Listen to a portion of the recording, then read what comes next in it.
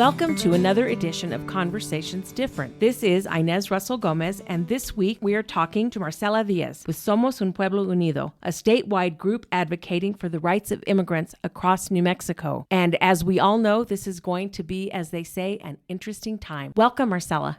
Thank you, Inez. It's good to be here.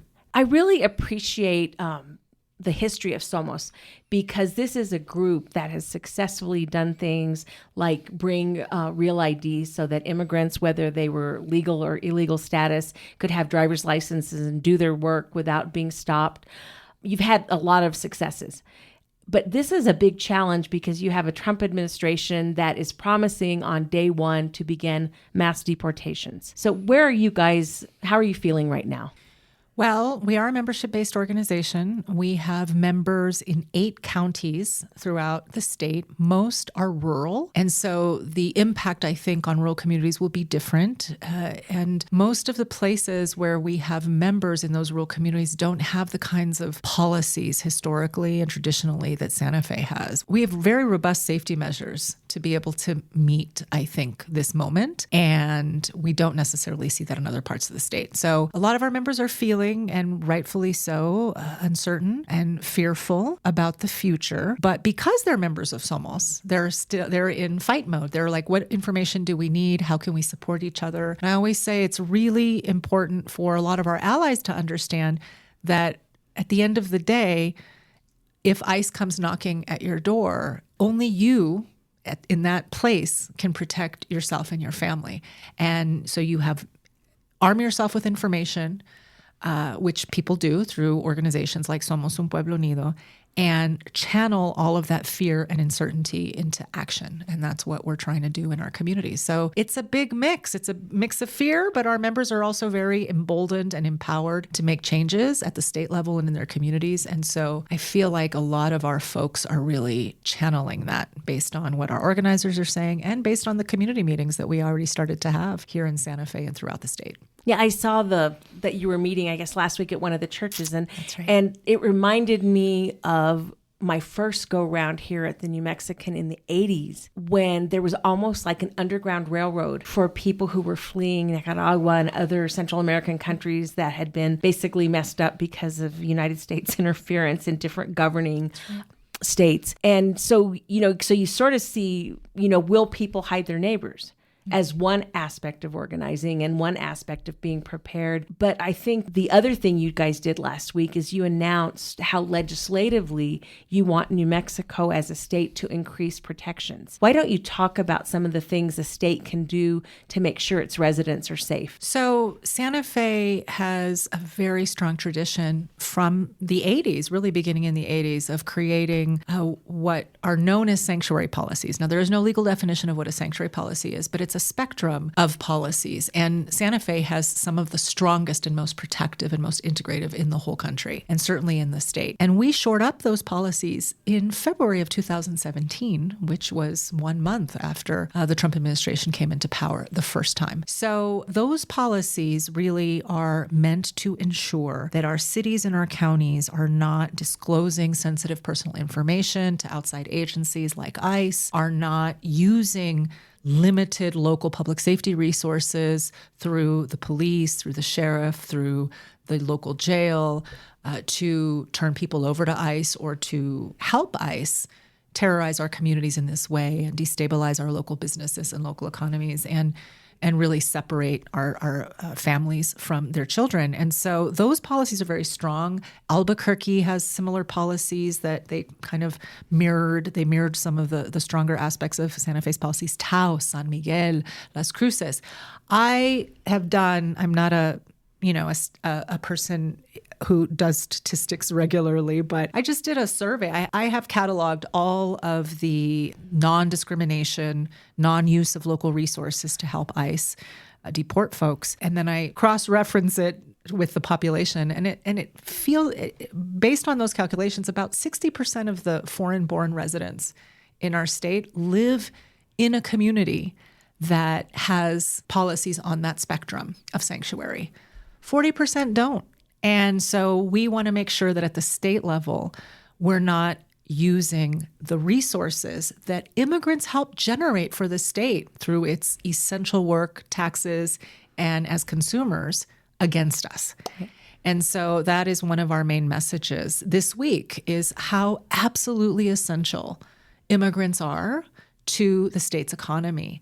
And on Friday, we had a big press conference where we kind of unveiled a list of things that we know would help support immigrants, both in a protective way, but also proactively as we're going to face the next 4 years.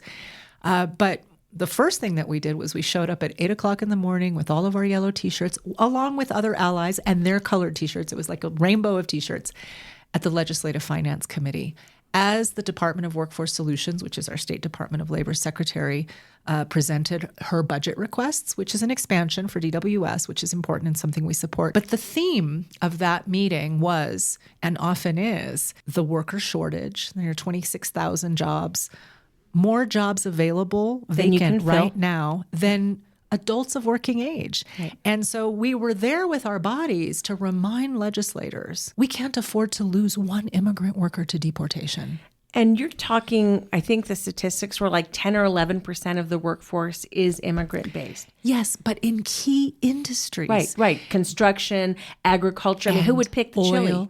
Oil and gas. That we had 25 families come from southeastern New Mexico, where we have a very robust organizing staff. We have 3 worker centers in southeastern New Mexico. We have 4 staff members there, organizers. Mm-hmm. And they came to say, we understand money is going to continue to shrink at the federal level for states like New Mexico. That everyone is anticipating as a result of the election of Donald Trump. But we also understand that New Mexico has relied heavily and will continue to rely on oil and gas revenues. And it just so happens that 43% of that industry is Latino. And of that 43%, the vast majority are immigrants, both documented and undocumented. And so we cannot afford as a state. And so what our members are saying with their bodies and with their work and with their organizing is, we will not let you. We demand that you not use the money we generate for you through our essential work to attack us. Yeah, that makes sense. We'll take a quick break and be back in a moment with more Conversations Different.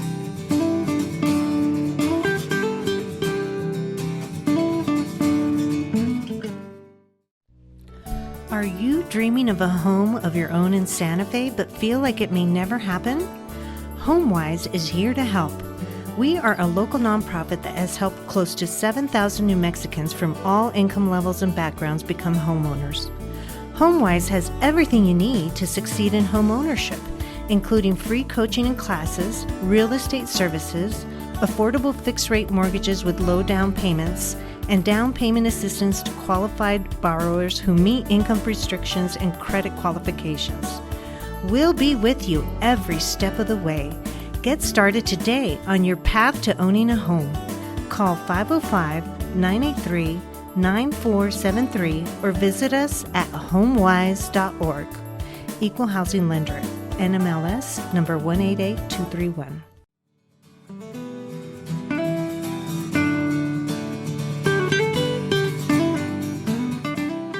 We are back with Conversations Different, talking to Marcela Díaz of Somos Un Pueblo Unido about how New Mexico is preparing for possible deportation, roundups, all of the things that Donald Trump has said he will do. And during the break, you were talking about that you're planning based on what he did last time. So talk about some of the strategies that people can use to protect themselves and that groups can use. So what we saw, Inez, in 2017, almost within weeks of him becoming president, one, we saw an attack on quote-unquote sanctuary communities, but that didn't work because there really was a 50-year legal precedence of the states can do what they want and they cannot be commandeered by the federal government to spend their local resources. So that didn't work. And what ended up happening was all these states and counties, including Santa Fe, across the country, strengthened their sanctuary policies or their non-discrimination policies or not using local resources to help ICE. So we think we're on solid footing with that. And in fact,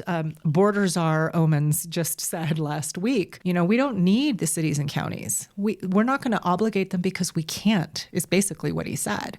We can't obligate cities and counties to help us, but they better not interfere with us. And I was actually glad that he said that because it's a reminder to policymakers, they can't use, even at the power of the purse. Right, the threat of we're going to remove federal dollars. It didn't work in 2017. But what did work was all the tools that they did have, all the legal tools that they did have. And so what we saw immediately in February of 2017 were these, some people would call them raids, but they were what we called sweeps. So they came with arrest orders, which do not have to be issued by a judge, but by an ICE agent, looking for people who either had overstayed their visas or anyone that they knew who was undocumented. It didn't have to be a person who had committed a crime or who had been sentenced. Because they're going back and saying the fact that you cross the border without proper documentation is a misdemeanor. It's a crime. That's right. But it's only a misdemeanor, which people tend to forget. Mm-hmm. And a lot of the people who are here are actually asylum seekers, which is legal under our law. Mm-hmm.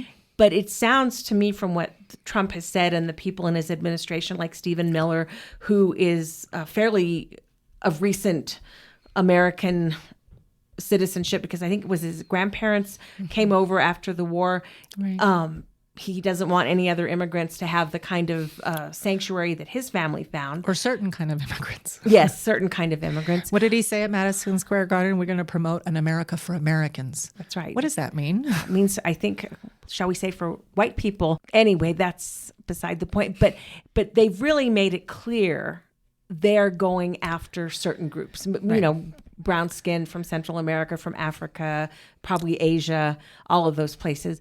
So they will generate those arrest warrants. And they come to a city like Santa Fe. They'll come to our house. One day. Who's going to be carrying them out? Is it going to be ICE agents? Will they bring the military in? Because that's where they might get into the illegality. Right. Well, they're saying that they're going to think about it, but they didn't need to. Right. But they want 11 million people gone. Right. Well, they wanted 11 million people 8 years ago as well. So they can come in. They have the tools. They have the power. He didn't promise to build the camps, though. That's to me the part that's a little more like not serious, but like more threatening is that I'm going to build camps. Right. Because we're going to prosecute people. Yeah. And so that's what we did see. We saw, and that was very terrorizing for families. No, it's, if you think about it. It happened right away. It happened in Santa Fe. Yeah. They show up, and so they'll bring 10 to 15 agents with all of these arrest warrants. They have a lot of information that they mostly get not from our city or our county, but really MVD data. That's another thing that we want to do. And that's one of the laws you want is that we can't sell our data. We're not directly giving our data, MVD data, to ICE. Right. But it's getting in their hands because of contracts they have with private data brokers that have contracts with our state. And so these are the holes, and it's inadvertent.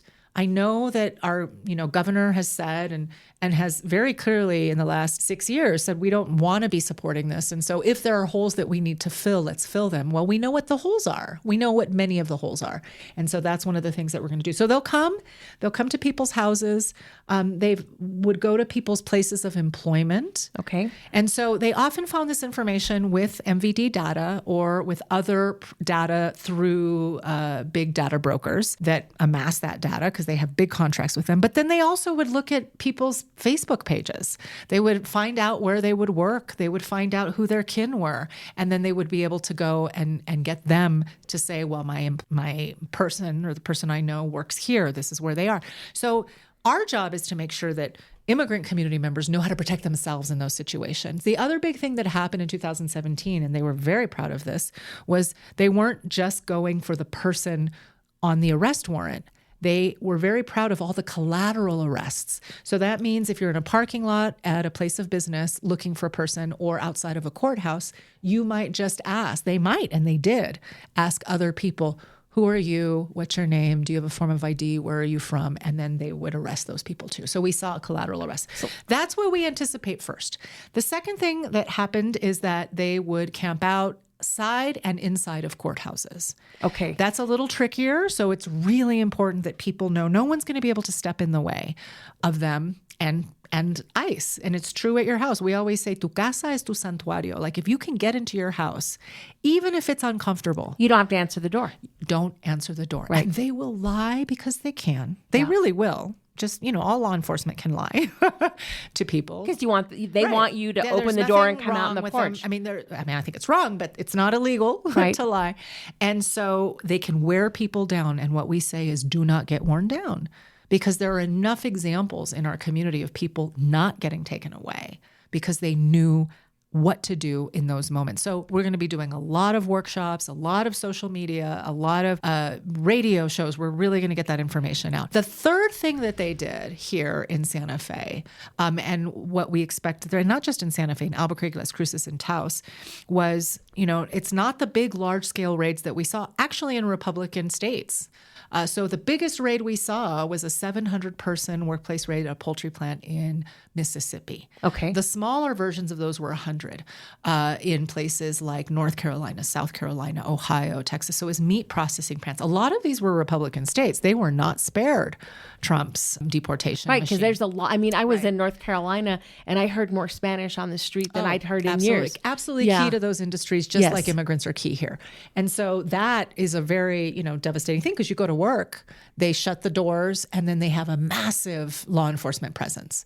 Right. And they come in. And in those states, they would actually use local law enforcement to go in with them. Because they cooperate in a way that we don't. We didn't see that in New Mexico. Because we just don't have large scale manufacturing. We don't have, our biggest dairies are 25 people. Like, you're not going to be able to net or do that kind of enforcement activity. Instead, what they did were I-9 audits. Do you remember that, Inez, here? Okay, yes. And that also netted a lot of our people. And the first thing that happened was, so they, we all have to fill out our I-9 documents when we become employees, and they will, either ask for information or send a person who's generally plain clothes to talk to the manager and say, we want all this information. Now, that created a lot of fear in our community, destabilized a lot of businesses. But the first thing that happened is that people would either leave voluntarily, quit their jobs, right, or they were fired, right? And then two things happened. One, immediate loss of income. The good Apple, or the good employers, would just make sure that they got all their vacation pay, that they got all of their, their last paycheck as swiftly as possible. They would tell them ahead of time, this is happening. They're going to come back on this day. We have to give them our records. They would often not know what their rights were as employers, and they gave way too much information to ICE. And so those people need to be informed as well. That's what we're going to do as well. And we actually did trainings here in Santa Fe. And this was, may he rest in peace, under the Javier Gonzalez administration. Yes. We teamed up with the city and others to do workshops both for workers as well as employers. And we did say to employers, look, there are ways that you can protect your workers or not give so much information, but also don't be a bad apple employer. Make sure that your employees get all their vacation time. And so we just had a meeting last Friday with the Department of Workforce Solutions Secretary, and we said, these are the things that we think are going to happen in the workplaces, and we need help and support making sure that employers know what their rights are and how to protect their workers. Because within the law, there are steps you can take absolutely right. that you don't have to share everything, and you don't have to keep your I-9 documents not in your place of employment so that they're not showing up and people don't have to be scared and leave. You can have an attorney present. You can really negotiate that process. But what ends up happening is that ICE is very intimidating. Yeah, I'd be scared. Yeah, I mean, who wouldn't and they be? say, and in some cases, it was terrible. I just was with one of our members at our community meeting at St. Bede's the other day, and we were in groups, and she said, this happened to me, and they didn't tell us that they had an I-9 audit. She worked at a hotel. She said, and one day they called me into the human resources department because they said, we just need to talk to you. And 2 ICE agents were there. Ooh. She didn't end up getting deported because she was a single mom and she had a 2-year-old child at home. With the babysitter, and she said, I cannot. And so she ended up staying in the country and going through that deportation process. And then she didn't end up getting deported because Biden became president. That saved her. That saved her. Yeah. And so these are the things that we are planning for because we saw that this worked. I was mentioning that a lot of folks will say, well, he's going to break the law or he's going to make new law. And it is true. Congress has the ability to create new laws that can be very draconian. And so hopefully cooler heads prevail. And we're already starting to see Congress, think about how to, even Republicans, thwart some of his picks. And so we might see cooler heads prevail there. I hope that's true. what we can do here is plan for what we know can happen, did happen, and the tools he actually has. And then take what's new and work with it as you go. But right now we know what the threats are. And so we're doing a lot of work in our communities to prepare our communities, to prepare our allies. But then we're doing a lot of work at the state level, and we'll probably do this at the city level too, to ensure that there's economic relief for these families when they lose their jobs and their U.S. citizen children no longer have their breadwinner. We're also wanting to expand legal services throughout the state of New Mexico. So people can get the advice they need. The advice they need, or adjust status or become citizens. You know, I know 3 people at Somos who kids just turned 21. They're undocumented. They can apply through their kids for lawful permanent residence. The thing that's stopping them right now is that they don't have immigration attorneys or they don't have the money to pay immigration attorneys. Okay. We need to make sure that people are as secure as they can be. And if they have the right to legalize their status, that to start we're helping that process them and supporting them doing that. We'll take a quick break and be back in a moment with more Conversations Different.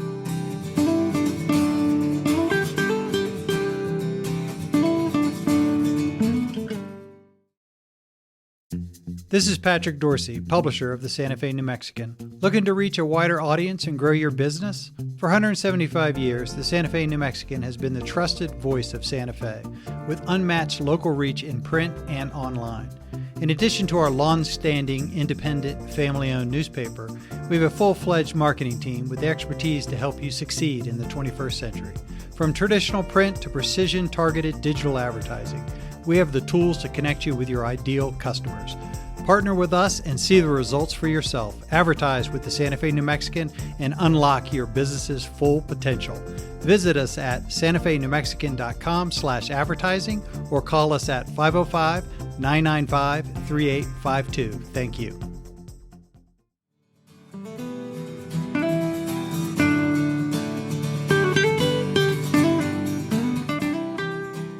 We are back with Conversations Different, talking to Marcela Díaz about what people are expecting under the next Trump administration. I want to go back to the feeling of so many Americans that kind of came out during this election, where they held up mass deportation signs at the Trump convention, where they're seemingly eager to see people rounded up into camps. And yet it's as if they don't understand the economic devastation that would cause. You know, the whole idea is like, who's going to pick your food? Who's going to process the meat? Who's going to build houses? Who's going to fill up the schools? If you're a teacher, you know, will you have students? It's as though the need to remove whatever they think is causing problems is bigger than the actual effect that this is going to have in their own country.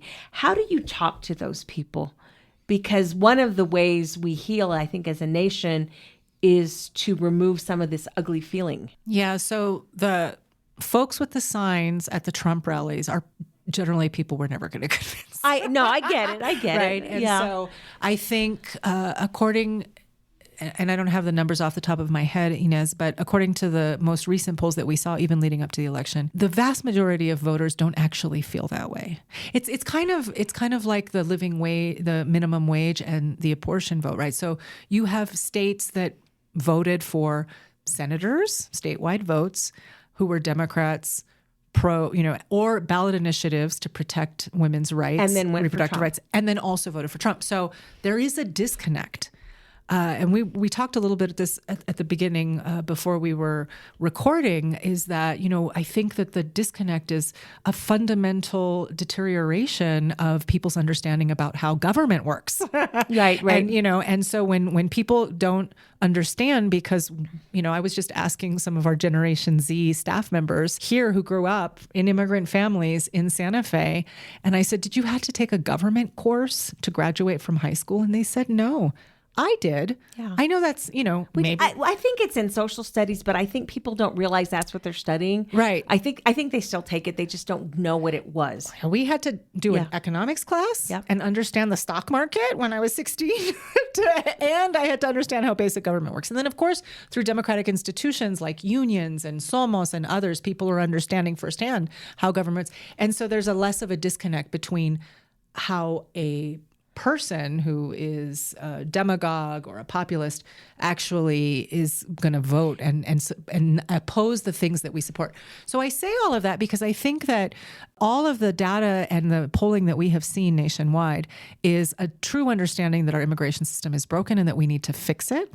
And then there is this sort of overlay of everything that's happening on the border that often gets conflated with the people who live and work and who are in our communities. And because nobody is saying if a triple murderer has illegally immigrated here from... Don't put them in prison. Don't put them in prison. Don't send them back. I mean, there's been this conflation of a broken immigration system, which means you pass laws so that people can become either immigrants or citizens in a rational, humane way. And then there's border security. What do you do for that? Then there's criminals, which no one wants. And then there's the whole issue of drugs and et cetera. Right. And they often don't have anything to do with each other. Right. Yet, one of, I think, the mistakes of the immigrants' rights movement that we are a part of was very early on saying we needed comprehensive immigration reform, which was sort of a whole package of that actually conflated all of those issues, as opposed to, look, we need to legalize and create a path,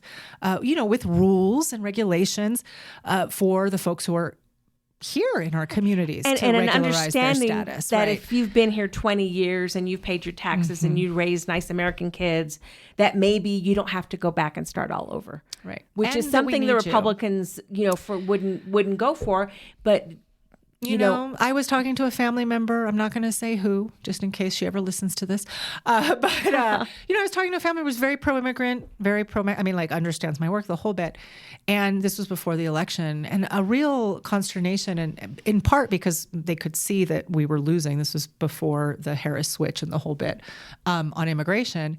And she said, why don't, and not in a terrible way, but in an earnest way, like why don't some of these countries, and the Central American countries, for instance, do more so that people don't have to feel like that they don't have to leave? But it was all a part of this narrative of somehow things are out of control at the border and need to get a control, and it's different than what's here. And in that moment, I got a little testy because this person, is close to me, and I thought, what? If this person doesn't understand, yeah. And my immediate response is, migration is never bad for the United States. We have the most major worker shortages in the world. We need more immigrants, however they come. Now, would we like it? Would we like people not to have to risk their lives to come? Yes. Do we want an orderly system to come? Yes. And do you want to know who's here? Of course. We need more immigrants. This person is a baby boomer. You know what we need more immigrants for? Not just for because all those old people are going to retire. All elder the healthcare aides, not all, but big majority of the healthcare aides are from the immigrant community. Other countries in the world, like Australia, are actively recruiting people to come and take care of their elderly and work in healthcare. And so we really do need more immigrants. And what gets me is that we are at the beginning of a climate migration that hasn't even gotten fueled. So if we don't get a systematic fix, we're going to devolve into a creepy country with guns at the border, shooting people as they swim across the river because we're so afraid of whatever is coming. And it's like, it's just ridiculous that Congress wasn't able to pass something, when McCain tried. On several occasions, Congress wasn't able to pass. And it seems like Democrats, and Obama was one of the worst offenders, said, well, we're going to make the border more secure and we'll give the Republicans that and then we'll get what we want. And as far as I can tell, they have given more and more money for security, supposedly. And we haven't gotten anything in terms of reforming immigration, except for executive orders on DACA and things like that. And we do say, I did say we often conflate all of these issues, but they are related in many ways. And so a lot of experts have said, and they said this during the Obama administration, border security first isn't going to work unless you have, one, legalization and avenues through which people can flow legally into the country. Yes. If you do not have that, it doesn't matter how much money you spend on the border. and militarizing the border and devastating those border communities with the hyper militarization and devastating the environments, right? I was going to say, it's so bad for animals. That's right. And you've got the indigenous communities in Arizona. If you don't do one first, then you can't do the other. And our And we've been doing it politicians backwards. have been doing it backwards. And of course, people like Donald Trump and many others utilize this as a we used to call it dog whistles, but there's no dog whistling about it anymore. It's just overt anti-immigrant racism. Yeah. And you think about, as you said, what we know could happen and will happen in terms of like the knock on your door if you live in Santa Fe. We had a comment that was really well, two things happened real briefly. So I have a friend who's in the grocery store, and this man, all maggot out, looked at them and started screaming at them, saying, we won, and we're going to send all the Mexicans back. Mm-hmm. And my friend... rise of hate crimes. The rise of hate crimes. And a lady, one of our commenters, said her friend was stopped by state police and he asked her for a social security card. And we're in Santa Fe. And it's like, how do you not be a little bit afraid if you're any shade of brown at this point? That's a good question. Yeah, I mean, we need, so everyone needs to know their basic civil rights. We've always said that. We've been doing civil rights education since day one of Somos, right? When we first started. I think, you had asked, how can people help? And one of the things that we say to allies is, it's wonderful to want to provide sanctuary and to hide people and to create sanctuary churches and all of that. The truth is, our people are not going to move into a church. Our chances are, no. And so people who are exposed to this danger have to get the information themselves and know. And the way they're going to do that is through their community-based organizations, not just Somos, but many others. The Santa Fe Dreamer Project is a legal service provider here, and they're going to be doing a lot of Know Your Rights work. Other good folks across the state, wherever we are, we're coming together and trying to figure out how can we all do this in a coordinated fashion, in a coordinated way, so that not one person doesn't have the information that they need. What I would say to your listeners who want to support and help is support organizations that are getting the institutional and legal changes made through laws and policies, right? So if there is an action at the Capitol, in fact, I wouldn't be a good organizer if I didn't mention that we are, February 3rd is the second Monday of, and we do this every year. We've been doing it for 25 years, is our big March and Immigrant and Workers' Day of Action, right? So we're going to be going, and we want, thousands of people there. And people can do that. We're going to continue to work with our city to make sure that all of our new staff members at the city understand what their responsibilities are under our previous non-discrimination, non-disclosure of sensitive information. Like, we just have to keep retraining ourselves and support the organizations that are doing the Know Your Rights work. And it's not good enough for organizations just to, we do this too, have tarjetas, little cards with your Know Your Rights information, and doing, social media and ads and all of that. We'll do all of that. It's the workshops, it's the presentations that have worked for us in these 30 years. And we've learned, I remember when I first started out doing these popular education workshops on civil rights in my 20s, years ago, I remember that what we were telling people wasn't working. We were saying, don't divulge your information, don't speak, you have the right to remain silent. And it wasn't working. You know why? Because people aren't going to remain silent. Yeah. So we, based on what we were hearing from our own members and community, is it's just too hard. Right. That's not going to work. Well, because you get nervous and you can't help but talk. Yeah. You talk. Yes. Silence is weird. And so what we realized was we can't just tell people what not to do. We have to give them the affirmative. We have to talk about what we can do. So if you're not going to be silent in that moment because it's too strange and awkward, what do you say? So we always say, ask questions. Answer questions with a question. Oh, that's smart. Right? Yeah. Because you're giving something, do I have to talk to you? Can I leave now? Do I have to answer that question? Are you finished? Am I under arrest? Am I detained? What is your name? There are so many different ways that you can not escalate the situation, but just ask. And then you put the onus on the law enforcement official, in this case, ICE, to violate your rights, which maybe they will. Yeah. But that's just civil rights, our derechos 101, right? And we always say, just pay attention, even in our workshops. Sometimes we'll show little videos we used to do this back when there were VHS tapes of, there was like a cops show. It's called, I can't remember the name of it right now, but it was, they would follow around cops. Yeah. And I can't believe I can't remember the name, but there we are. Those real life TV ones, Yes. 911 or whatever. Yeah. And so we would say, pay attention to what they ask when they ask to search your car. Pay attention to how they ask it.